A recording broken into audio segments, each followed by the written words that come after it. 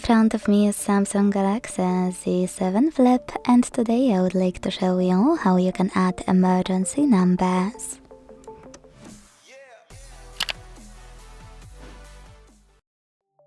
Start by opening Devices Settings and scrolling down to hit Safety and Emergency.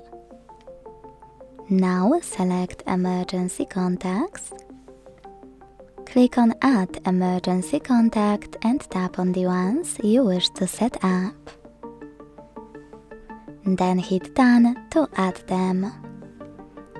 If you want to delete any of them, click on those three dots at the top right corner. Hit Remove. Pick the one you wish to delete and hit Remove at the bottom. Quick tip, very important, this switcher next to Show on Lock Screen must be blue. This way your contacts will be accessible on your locked screen. Thanks so much for watching. If you enjoyed this video, leave a like, comment and subscribe. Bye!